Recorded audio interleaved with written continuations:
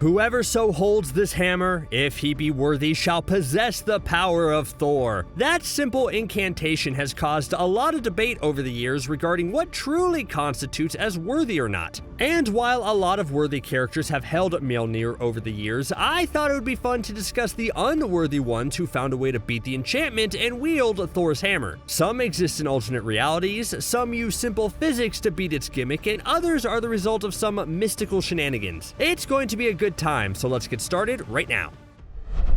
Loki will always be Thor's greatest villain. Not only a deviously wicked bad guy in his own special mischiefy way, but the family connection provides some of the greatest Marvel stories. I mean, it certainly helped over in the MCU. But let's stick with the comics for a moment, where Loki has traditionally been a general bad guy for a long time. How would he be able to lift Mjolnir? Well, it's happened a few times, most notably in the big Axis crossover, which revolved around a spell that inverted the morality of a lot of different characters. This caused the heroes to turn evil and the villains to turn good. This eventually led to a moment where the newly sinister Thor and the newly heroic Loki battled it out on the moon, and they stumbled across Mjolnir. In an awesome moment, Loki picked it up and kicked Thor's butt. But what about the regular God of Mischief we all love to hate? Has he ever wielded Mjolnir? Actually, yes, but it's complicated. In a latter Thor issue, Mjolnir came crashing down at Loki's feet, and Loki was surprised to find that he could lift it. Was this a sign that the God of Mischief had become worthy? Not exactly. This was during a time where the enchantment was failing and more people could pick it up. Sorry, Loki, but this does lead me to another point of discussion. Do you think the MCU's version of Loki will ever be worthy? A few years ago, I would have said no way because he's such a charismatic bad guy. But now, I'm not so sure. After his arc in Thor Ragnarok and his spin-off television show, it's clear that Loki does have the capacity to be a worthy hero. Sure, there's still a lot he would have to do, but I think the potential is there for sure. Like, in the back of my mind, this is what it's all leading to. Maybe the Loki show can go for a few more seasons and eventually lead to Loki having to join the Avengers in an attempt to help assist in this big multiversal war, and he'll have an opportunity to lift Mjolnir. I think that would be an amazing end to Loki's transformation. Deadpool and Mjolnir just seem like a crazy combination, right? Sure, Deadpool is so chaotic and so meta that maybe his ability to understand that he's a comic book character somehow makes him worthy to wield it? Nah, the dude is way too gleefully violent to ever properly hold the hammer, so why is he on this list? Well, I blame Loki. The God of Mischief just really loves mischief. Who knew? Turns out Loki had conjured a bunch of fake Mjolnirs into existence that granted the user the same abilities as Thor and scattered them all around. Deadpool got his hands on one and was transformed into a Thor version of Deadpool, where he immediately started talking like the Asgardian, as well as did normal things like played baseball with it and busted out animals from Michael Jackson's estate. Kinda wild, right? And sure, it was a knockoff hammer, so it doesn't really count, but I just really like talking about Deadpool, okay? The ending for the King in Black comic arc is insane, and it leads to Venom being able to summon and wield Mjolnir in all of its glory. Early on, Eddie Brock is taken out by Null, the king of the symbiotes, but because this is a comic book, of course he's resurrected soon afterwards. He comes back thanks to the Enigma Force, one of those all-powerful entities that represent life and light in the universe. You know, classic all-powerful force. Anyways, in his big resurrection, and while he just brims with Enigma Force, Venom actually summons Mjolnir out of Thor's hands to his own. And that's not even all. He also seizes control of Silver Surfer's famed board, and then fuses Mjolnir and the board together to create a powerful battle axe that he uses to fight Null. It's epic. And sure, we can discuss all we want about how maybe the Enigma Force was worthy and that made Venom worthy, or maybe the Enigma Force is so powerful that it's immune to the magic of the hammer, but I really don't mind because of how awesome this moment is. Let's get this moment in the Sonyverse stat. This list is about unworthy people who have lifted Mjolnir, whether it be because of trickery, deceit, or just because of luck. Tony Stark is one of the latter ones. Let me explain. So in the comics, the hammer fell to Earth and Thor came to retrieve it. But the issue was that Tony wanted to take the hammer to run some tests on it to find out why the enchantment was failing, and Thor didn't like the idea. This led to a semi-heated exchange between the two of them that resulted in Tony picking up the hammer and smacking the God of Thunder with it. Bold Bold choice, Tony, especially considering that Thor is one of the strongest heroes in the universe. Of course, this didn't have much effect on Thor as he just floated there demanding Tony give the hammer back, which he did in the end, but Tony walked away from this encounter as the victor, as he was proud that he now had recorded video evidence of him using Mjolnir against Thor. And look, I don't want to discount Tony's accomplishments as one of the greatest defenders Earth has, and his heart is always in the right place, but to me, the enchantment on the hammer seems specifically designed to stop people like Tony from wielding it. Stark is often arrogant, snarky, and has a massive ego. Plus, his decision-making always seems iffy, where he'll either have the best idea of all time, or have an idea that goes horribly wrong and should have never seen the light of day. Yeah, that's not who Mjolnir is for.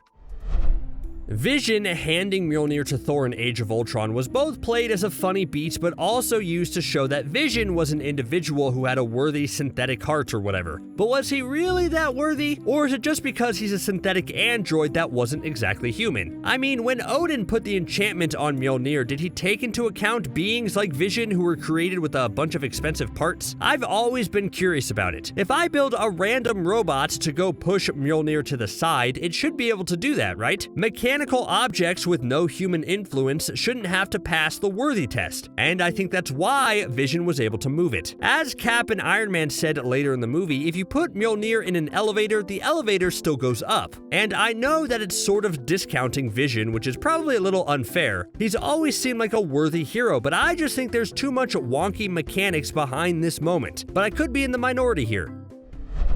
Yes, it's true, Red Hulk has used Mjolnir. The traditionally morally gray villain Thunderbolt Ross, who hated the Hulk so much that he became just like him, was able to use Thor's hammer. But there's a big stipulation with this that many fans have always had an issue with. It's the fact that the hammer's enchantment sometimes doesn't work in space. That whole pesky gravity thing gets in the way, making it weightless and therefore able for someone to swing it around. That's where Red Hulk comes in. He's a pretty smart cookie here. He holds on to the hammer while Thor is a little dazed and jumps up into the air, explaining that he studied Thor and knows that he can lift the hammer if Thor is also holding on to it. Which I guess also answers the question of what if a worthy person and an unworthy person try to lift the hammer at the same time? The answer is the worthiness overrides any unworthiness, I suppose. But then Red Hulk and Thor jump up into space, where Red Hulk realizes that without gravity, the hammer can be swung by anyone, and then he promptly uses it to smash Thor's face in, and leaves the Asgardian and the hammer on the moon. It's one of the only times anyone was able to trick Mjolnir using basic science. And while this did make some fans upset, I guess it sort of makes sense? Or do you think magic should trump science and have Mjolnir still be unliftable even in space?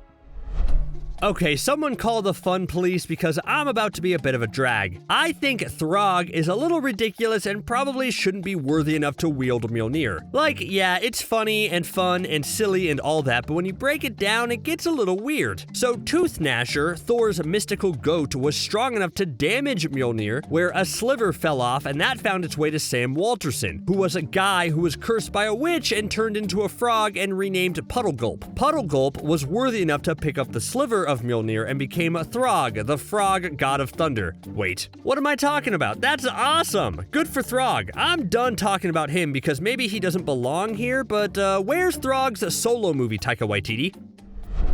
The idea of worthiness is an interesting one because it's never been fully defined, and sometimes it's been represented as something you could take. That brings me to Rogue, who wasn't worthy herself but found a way to still wield Mjolnir. Her power is that she can absorb another person's skills and abilities for a bit. This was explored in a What If issue and detailed that when Rogue touches the God of Thunder, she not only takes his strength and powers, but also his worthiness, and is able to lift Mjolnir because of it. Man, do you think Odin is overall annoyed by all these workarounds?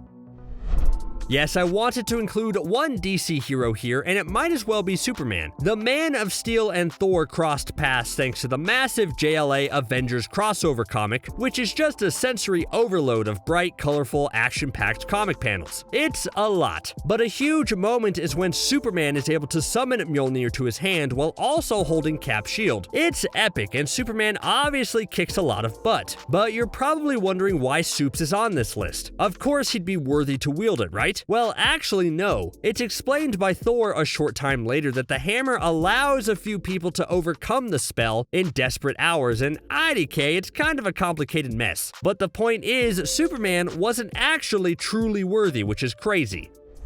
Hulk not being able to lift Mjolnir in the first Avengers movie from 2012 is a bit of a highlight. It's funny seeing him get frustrated as he doesn't understand the dynamics of the weapon quite yet. That's quite different from the Hulk in the comics, who knows that he can't really do much with Thor's weapon on account of probably all the rage. But Hulk is smart enough to find a way around it, and he copies Red Hulk's method, which is to hit Thor with it while Thor is still holding on to it. Boom, there you go, Hulk. Look at that problem-solving skill. You may not be worthy normally, but hey, you're worthy in all of our hearts. Yeah, Dr. Doom, definitely not worthy, and he didn't actually lift Mjolnir, but there's one issue where Mjolnir helps him escape from hell that I thought was too cool to not mention. So Doom is trapped in hell, right? He's fighting all these demons when an Asgardian portal opens up around him and Doom uses it to escape. In this moment, he sees Mjolnir in all of its glory, and in that moment, Doom feels enough Asgardian energy flow through him where just for a second, he feels like he's worthy enough to take it. But then later, when he fights the Fantastic Four to try to get to the hammer, he's heartbroken to discover that he was incorrect, and it's clear he is nowhere near worthy. Poor guy. Wait, did I just say that about Dr. Doom? Do you guys know about Awesome Android? He's kind of adorable. He goes by Awesome Andy, and he's an android that's capable of copying the powers from those around him. Doesn't this seem like the exact type of character Taika Waititi would introduce in his Thor movies? Absolutely. And given his skill set, you can kind of guess what happens here, right? It's revealed that when he's around Thor, he not only copies his powers, but also is able to replicate whatever worthiness Thor has as well. This, yeah, is probably a little controversial. I can get why Rogue could maybe do it, but Awesome Andy somehow replicating worth? That just seems to undermine the whole idea of worthiness, doesn't it? I think this is another fun loophole. So there was an evil cyborg clone of Thor called Ragnarok that was created by Tony Stark in Thor's absence, and obviously it went insanely evil. Anyways, this clone used a fake version of Mjolnir until the real Thor eventually showed back up and kicked Ragnarok's butt. Fast forward a bit, and Ragnarok found himself in an alternate reality where everything was so twisted and the world was so corrupt that he actually qualifies now to lift Mjolnir. And unlike everyone else on this list, when he lifted that version of the hammer, he got a whole new look, including a bald head and a beard, which is a little nuts. Can you imagine if Mjolnir changed your appearance whenever you picked it up? Like, what if it gave you a classic mullet and lamb chop sideburns? Why does the hammer get to choose how you look? This entry regarding Magneto is all about the ultimate version of Magneto, so the normal rules don't apply to him. There's a big question about whether Magneto can pick up Mjolnir. The hammer is made of metal, and Magneto has a mutation that allows him the mastery of metal, so you'd think the two would be a match made in heaven. Well, the situation is a bit more complicated than that. Because Marvel history is a bit convoluted, there's been different instances where Magneto has successfully been able to move Mjolnir with his powers, and other times where he couldn't. But even when he's been able to move it around or deflect it or something, he's not really wielding it to its full effect to gain the powers of Thor. That brings me to the ultimate version of Magneto, who is arguably more powerful power-wise to his regular universe counterpart. The ultimate Magneto can carry the hammer without much effort or strain, which makes him generally more dangerous. Hail Hydra. Those two words are normally associated with those jerks in the secret evil organization, but it was a shock to see them come out of Captain America's mouth. There was a huge arc called Secret Empire that suggested that Cap was a secret Hydra agent the whole time, and just deep undercover. Of course, this was preposterous, and the true reasoning was that the Cosmic Cube had rewritten the history of this reality to make Captain America evil. What really shocked people, though, is seeing this new evil version of Cap suddenly lift Mjolnir, calling into question just how powerful he was, or what now constitutes being worthy. Of course, all wasn't as it seemed. Yeah, the Cosmic Cube I just mentioned, it also rewrote the specific Mjolnir laws to say that Cap could lift it, which is great and all, but this new version of Steve Rogers didn't exactly know this. And when he tries again a little later, he fails, leaving a chance for the actual good version of Steve Rogers to lift it. See, good version of Cap? Yeah, makes sense. Bad version of Cap? Totally unworthy to wield Mjolnir. And I can't mention Cap with Thor's hammer without bringing up the MCU version of the Star-Spangled Hero. Disregard for a second everything directors and writers have said because it all feels so contradictory, but instead, what do you think about Steve's worthiness in Age of Ultron? Do you think he was faking not being able to lift the hammer to spare Thor's feelings? Or did he just become worthy in the final fight against Thanos? I love this question because I do think it's easy to interpret it both ways. What do you think is the single most important element that makes a person worthy of Mjolnir? A good heart? A hero's soul? Confidence? Compassion? A good head of hair? There's a lot of factors, but if you could only pick one, what would it be? Let me know.